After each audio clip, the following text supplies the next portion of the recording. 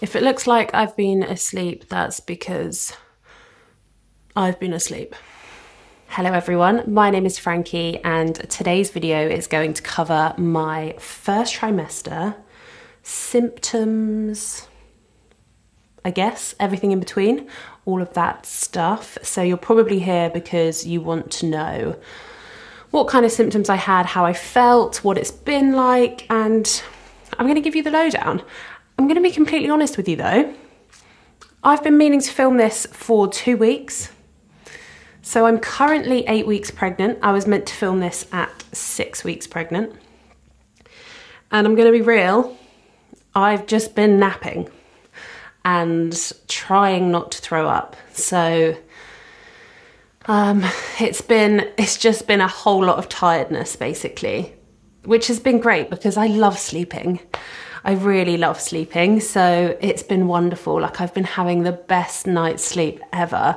But you know, when you could just sleep and sleep and sleep, that's how I felt for the last couple of weeks. Like, hit the pillow, I'll say to Phil, I'll be like, oh, I'm not sure I'm gonna sleep well tonight. And then literally 2 seconds later, he's like, you were flat out.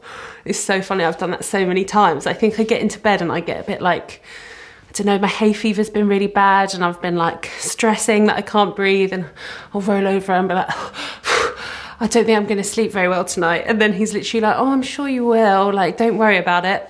Passed out, gone, asleep, like straight away. So that is one thing that, yeah, I basically should have filmed this at 6 weeks because I was gonna do like a halfway 6 weeks and then 12 weeks and then upload it, and you'd get like a good update of how I was doing halfway through and how I've got on right until the end of the first trimester. But we are at 8 weeks pregnant now, so we're just gonna start from here because I've been sleeping for the last 2 weeks. So yeah, it's just the mood, the low energy, and yeah, the want to sleep 24/7. But I mean, I'm fine with it because, like I said, any excuse to hit the sack. So I guess we should talk about symptoms, and I have kind of been like keeping a bit of a diary because it just really interests me. Like, it really fascinates me, and I think it's really cool. I think like pregnancy and the ability to be pregnant and like carry a child is just the most fascinating thing. I'm out of breath again. And I just wanted to keep a record of it, not only for myself, but so that I could like give you guys an honest run through. So, found out I was pregnant. I'm gonna look at my phone for a bit because I've got it all written down in my phone. And I'm also going to tell you at this point that I am sat in my living room, which is at the front of the house, and there's traffic. So, apologies if you hear the cars. There's not a lot I can do about it, but just hope that there isn't very many whilst I'm talking. So let's start at the beginning of the first trimester. So I guess that's when I found out I was pregnant, and from what I've worked out with my midwife and my boyfriend, Phil, we found out when we were 3.5 weeks pregnant. So yeah. Let's get the phone out. I'm gonna have a drink. From doing the pregnancy test, for the first week, I'm gonna say like there was a roundup of cramps, waves of nauseousness, but really compared to the last couple of weeks, it was nothing. Like the first kind of week that I was pregnant, that I knew I was pregnant. Insomnia, I definitely suffered with quite a bit of insomnia right at the beginning of my first trimester, which I really struggle with, excuse me, because I really depend on sleep. I'm like a 8 hours a night kind of gal, and if I don't have it, then I really struggle. Don't even talk to me about what having a newborn's gonna be like.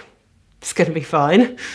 We'll adapt. Everyone adapts, right? It'd be perfect. But yeah, I wasn't sleeping. I was sitting down here on the sofa, like reading until like 3 or 4 a.m, catching a couple of hours up here, going back upstairs. Wasn't great, but you know, it is what it is. I guess in that week as well was when I started to like notice things were changing. So for example, we went for a picnic together, the two of us, and we had a huge bag of cheesy Doritos.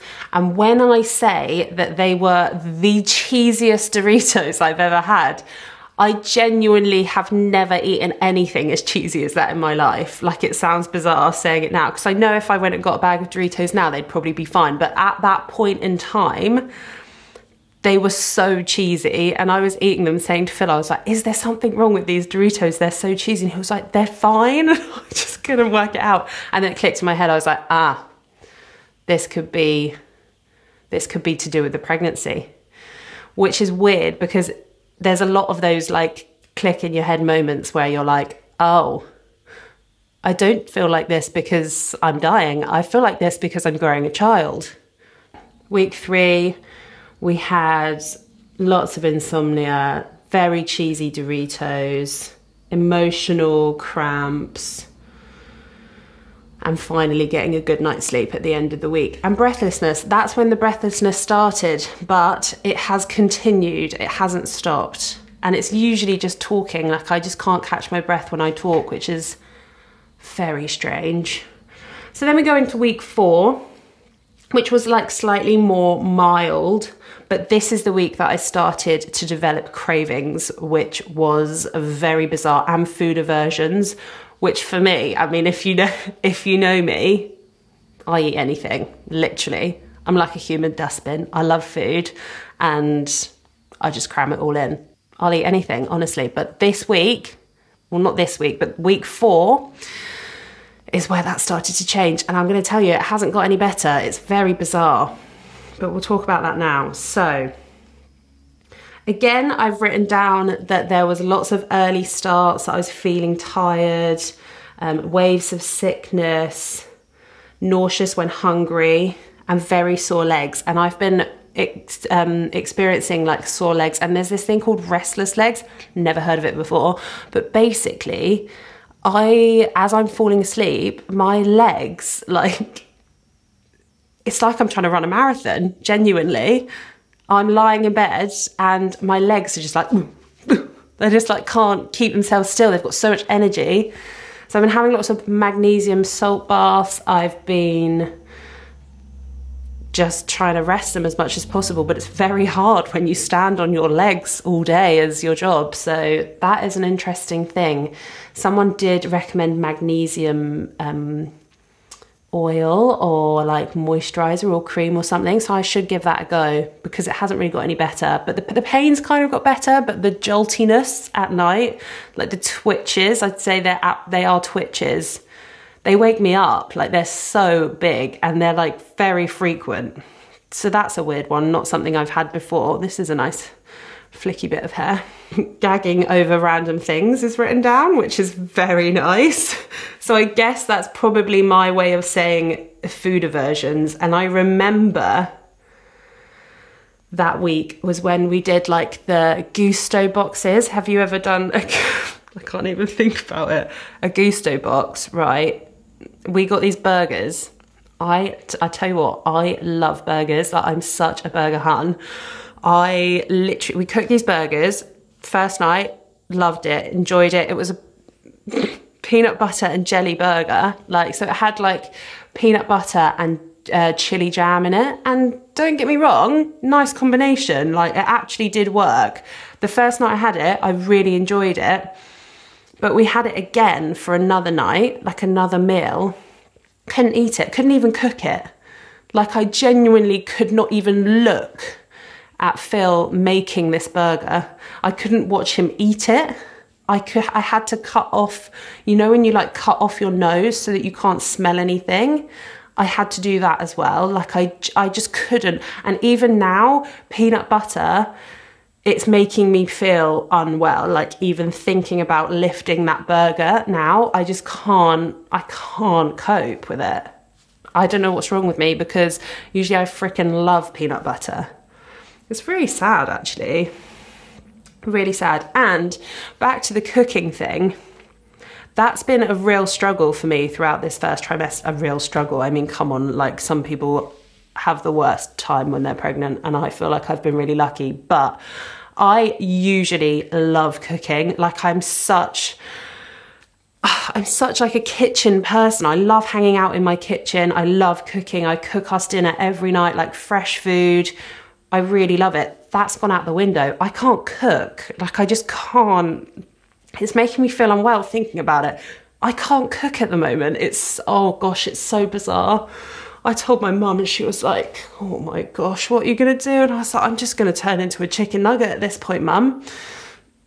I haven't been eating loads of chicken nuggets, by the way, just a few, and maybe a couple of pot noodles along the way. It's about as far as I can push myself. Lots of pasta. I'm just basically a beige human at the moment, but me and the baby are fine and we love pasta, so it's fine. Let's have a look. So cravings. I've also written, actually, let's just cover at this point, that this was quite an emotional week for me. I was feeling quite tired and emotional, and I was feeling very indecisive, which I usually have to deal with when I'm on my period anyway. So that's like a massive symptom of my period. Usually I'm like, Phil, for the next week, you just have to decide everything that I eat, everything that I do. I can't choose. I just can't. It's too many decisions. I'm gonna cry. I'll get upset. I can't deal with it. So that's what happens. But then sometimes he'll be like, let's do this. And I'm like, yes, let's do that. And then we get there and I'm like, can't go in. It's the weirdest thing. It's very, very bizarre. But cravings this week are fizzy water, which is hilarious because I have never, ever liked fizzy water in my life. I've never drank it. I don't understand people that do drink it. I think usually it tastes rank. I'm like, just drink water, because fizzy water is like really bitter, isn't it? I've been loving it. I have it every day. I've been thinking about getting a Soda Stream. That's how much I've been drinking fizzy water, which is really strange. And that's definitely a baby thing because I have never wanted to drink fizzy water before, ever. I'd probably have turned fizzy water down in the past if that was all they had. I'd been like, I'll go thirsty. But no, now all I want is fizzy water and elderflower. And this is something that someone introduced to me. Don't get me wrong, I've drank elderflower my entire life. My mum loves elderflower, like cordial. So I've always had it and I do really enjoy it. But I was at someone's house before I found out I was pregnant. I was doing someone's hair, one of my friend's sister's hair, and she's pregnant and she made me an elderflower and fizzy water with ice situation. And I'll be honest with you, I haven't looked back. Like I genuinely haven't stopped. Which is great though, because fizzy water is really hydrating. So I'm basically just a glowing hydration goddess. No, I really don't feel like I've got the glow yet, sadly. Okay, so that was week 4. Week 5 starts off with insomnia again. Legs and feet aching, hunger, and then in capitals with 3 exclamation marks afterwards, it's boobs. And I tell you what, this hasn't changed. So that was 3 weeks ago. So for the last 3 weeks, my boobs have grown, which is pretty impressive because they were rather large at the first place. They have grown so much that they don't fit in the majority of my bras comfortably anymore. They are so sore, like so unbelievably sore. I can't touch them. If I brush past one, I'll cry. So for example, I like moved, and because they're bigger, I'm so spatially unaware of them. So I think I like moved through a doorway the other day and like brushed past it and it caught my boob and I was like, oh. It was so bad. They're so painful. And there's this really horrible thing that happens. So say, for example, I'm feeling really nauseous, or like someone's eating something and I just can't even deal with it, I'll get like a shiver through my body, and it starts and it goes like all the way through my body, comes up, makes me feel like I'm going to throw up, and then just goes through my boobs and out my nipples, and it's like, it's horrible. But it's not that bad. It's just one of those things. Again, has to be pregnancy, because I've never ever felt anything like that before in my life. But saying that, PMS symptoms, I used to get really sore boobs before my period. So I feel like they're here to stay. The hormones are peaking over the next couple of weeks, is what my midwife said. She said, my hormones are going to peak and everything's going to be super sensitive. And that will be like the height of the sickness feeling and everything. But yeah, back to the, I guess the sickness really. I think week 5 until now, I have felt sick every day. Usually when I'm hungry, which is bizarre. So I'm trying to like eat frequently, but like little and often through the day. So I've been eating like lots of ginger biscuits. My mum bought me a smoothie maker. She was like, you've got to give this baby some fruit. And I was like, I can't. I tried to eat a strawberry the other day and I just couldn't eat a strawberry. And the thought of putting a banana in my mouth, oh my God. So my mum bought me a smoothie maker. She was like, please give the baby some fruit, like at least once a day. So I've been having a smoothie every morning. And to be fair, I have managed to keep it down, but it is a struggle. And I feel really lucky actually that I haven't been sick, like touch wood. I hate being sick. I'm like the worst sick person in the world. But I feel like I have felt so sick. Like I've been sat with Phil and I've been like, whoa, I'm gonna throw up. But I kind of just like breathe through it, relax myself, have a nibble of a ginger biscuit, suck a mint. I've been having the like strong, is it Treble mints? The strong mints. Lifesaver, guys. Absolute lifesaver. I need another drink.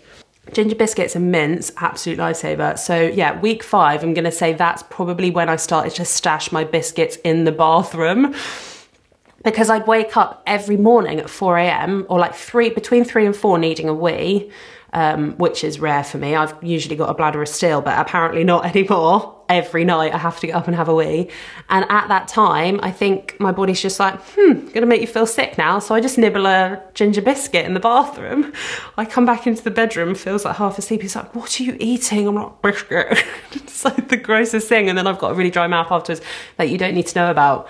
But yeah, that's something I do feel really grateful that I haven't been sick.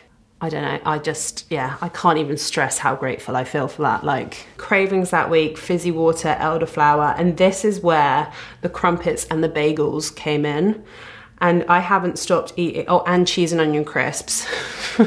And I haven't stopped eating crumpets and bagels for breakfast. So at the moment, I'm on a seedy bagel hype. But last week I was alternating between crumpets and bagels for breakfast, because I usually have cereal or like porridge, but the thought of that, I had cereal the other day to try and like break it up, really nice, sort of like lovely, healthy cereal. And it sounds weird, but it was so wet. It was horrible. And I just couldn't like control it. It was so weird. So then, yeah, we then went into week 6, and I think that was the week that I put my back out. So I took the whole week off work. I basically couldn't move. I had a really bad back. Oh, for gosh sake, my camera's flashing. I'll go and get another battery. I'm back with a new battery, so hopefully that one lasts. So we were talking about back pain, and yeah, I think it was week 6, 2 weeks ago, I think that's right, that I basically, I think it was like this Saturday, went into town with Phil. We were walking around Brighton. It was a really lovely day, and my back just got increasingly worse to the point where by Sunday I was in so much pain that like I couldn't really move. Monday I managed a client in the morning, but again, really struggled. I was really in so much pain. And then when I got home from having my nails done Monday afternoon, I was like, this is too much. Like, I can't move. So I cancelled all my clients for the rest of the week, like really focused on getting myself well, and got loads of like opinions on what people thought it was. And I went to the doctors. I went to sort of have everything checked over, because back pain can be a sign of miscarriage. So I didn't freak out, because it felt really like back pain. Like, it really didn't feel like an internal like pain, and there was obviously no bleeding or anything. So I wasn't freaking out, but I went to the doctors and I had it checked over, and she sort of said that your ligaments and your pelvis, obviously, just like everything softens and starts to move. And I was like, ooh, that sounds disgusting. But yeah, everything softens and starts to move. Do some really light yoga, try and stretch it, try and help it get better. That was on the Tuesday, I'm pretty sure. But by the Wednesday, it was so bad. My mum came down to see me and sort of help me. And when she arrived, I was just lying on the floor crying. Like, I honestly couldn't move. I couldn't get comfortable. If I stood for too long, it was painful. If I sat down, it was just excruciating. So I spent a lot of the time just lying on the floor with like my legs up on a pillow. But basically, a lot of things have been thrown around. So there's this thing called pelvic girdle pain, which is like a common pregnancy thing.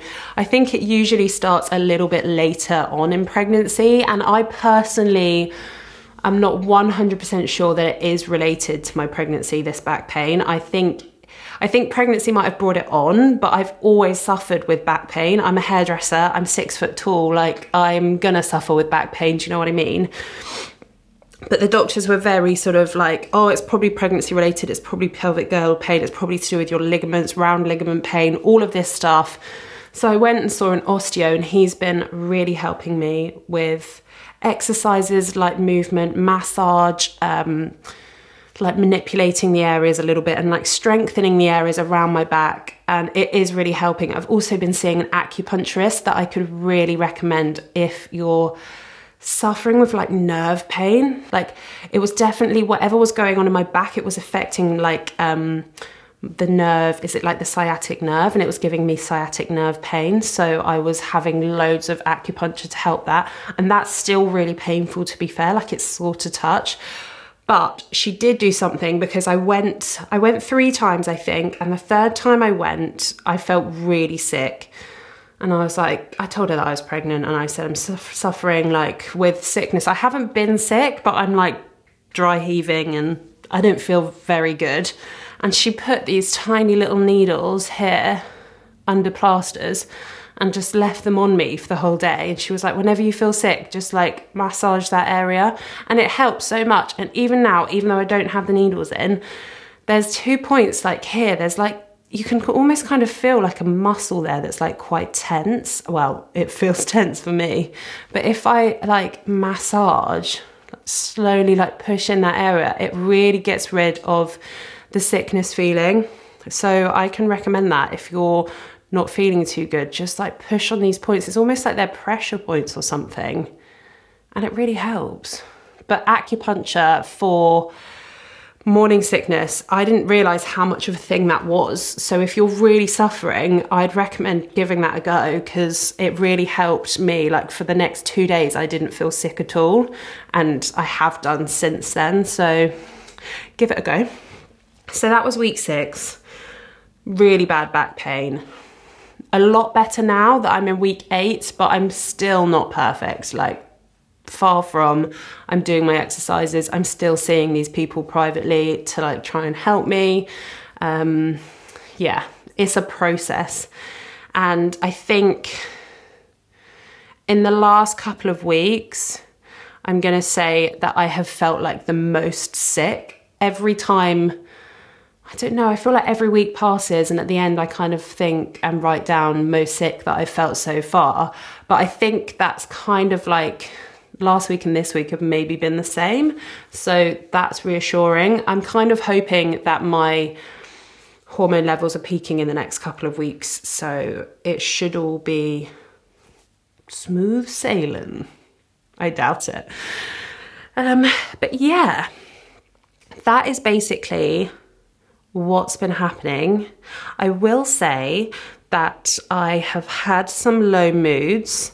I have been a bit grumpy at points and a bit snappy and maybe a little bit irrational for no reason and for that I can't explain. And literally within minutes, I'm like, what am I doing? Why have I said that?